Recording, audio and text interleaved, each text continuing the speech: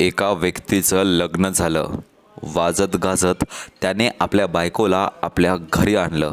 सर्व पूजापाठ विधी परंपरा पार पडल्या. 2 दिवसानंतर त्याची सुहाग रात्र आली आणि सुहाग रात्रीच्या वेळेस त्याची पत्नी त्याच्या खोलीमध्ये त्याची वाट पाहत बसली होती. पण तो नवरदेव आपल्या मित्रासोबत बोलत होता. त्याला स्वतःवर विश्वास नव्हता. तो मित्रांना प्रश्न विचारत होता की मला माहिती नाही की पहिल्या रात्री मी बायकोसोबत कसं काय करेल, कारण की जर बायको माझ्यापासून खुश झाली नाही तर ती माझ्याबद्दल काय विचार करेल. साहजिक होतं, नवरा 32 वर्षांचा होता तर मुलगी फक्त 24 वर्षांची. त्यामुळे त्याने आपल्या मित्राला आपल्या समस्येबद्दल सांगितलं. तर मित्राने त्याला एकच उपाय सांगितला की तू अगोदर जाऊन काही शक्तिवर्धक औषध आण आणि ते खा.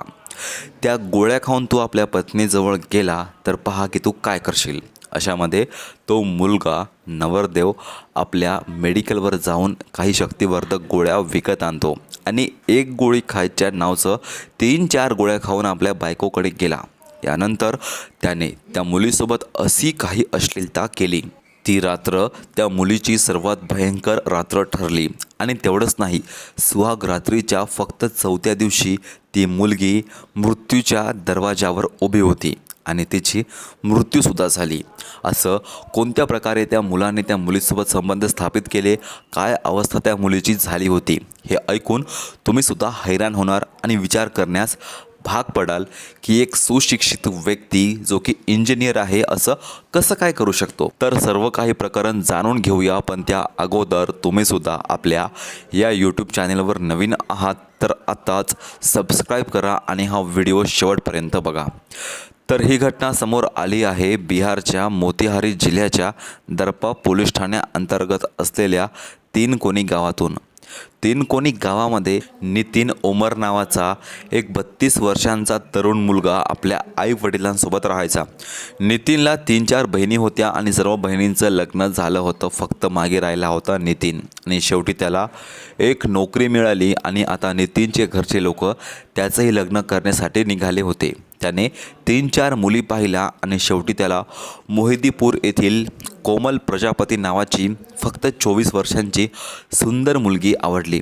कोमल तिच्या नावासारखी कोमल आणि सुंदर होती. शेवटी नितीन आणि कोमलने एकमेकांना पसंत केलं.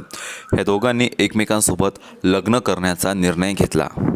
21 नोव्हेंबर 2025च्या रोजी दोघांचं लग्न थाटामाटामध्ये पार पडलं. सगळं काही अगदी व्यवस्थित झालं.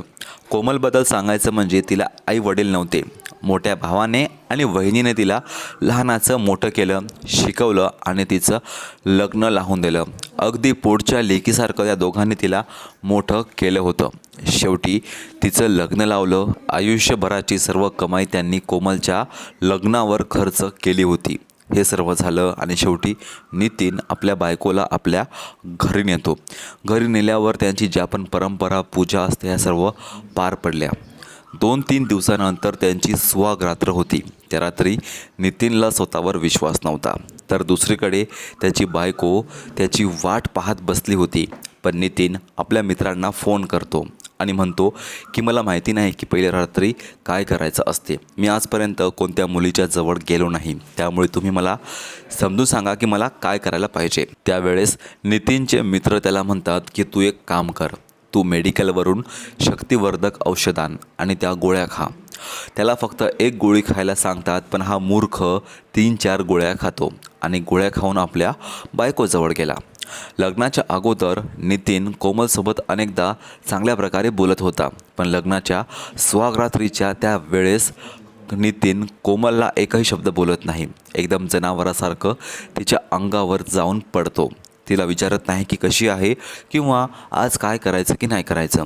हे सगळं न विचारता तो सरळ त्या मुलीच्या अंगावर जाऊन पडतो आणि तिच्यासोबत जबरदस्तीने शारीरिक संबंध स्थापित करतो.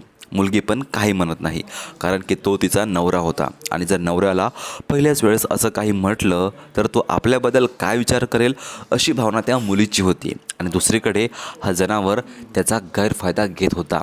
त्याने पूर्ण रात्र त्या मुलीला झोपू दिलं नाही. अनैसर्गिक आणि नैसर्गिक प्रकारे त्या मुलीसोबत संबंध स्थापित केले. त्याने रात्रभर अश्लील व्हिडिओ पाहिले आणि त्याच प्रकारे त्या मुलीसोबत तो करत होता.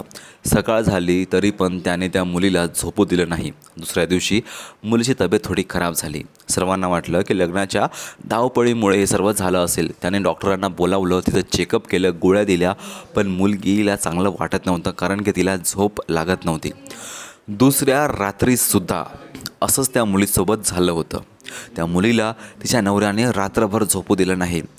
दिवसभर त्याने आपल्या मोबाईलमध्ये अश्लील व्हिडिओ पाहिले आणि त्याचप्रमाणे तो त्या मुलीसोबत करत होता, त्या मुलीसोबत तो वागत होता आणि असंच 2-3 रात्र चाललं. पण चौथ्या दिवशी मुलीची अवस्था खूप गंभीर झाली. तिला चालता पण येत नव्हतं, तिला नीट काही समजत पण नव्हतं कारण की तिला झोप नव्हती. वरून त्या मुलाने व्हिडिओ पाहून उलटसुलट त्या मुलीसोबत काही पण केलं होतं. मुलगी सरळ बिमार पडते आणि नवरदेव आपल्या म्हणजे मुलीच्या भावाला फोन करून सांगतो की तुम्ही तुमच्या बहिणीला घेऊन जा.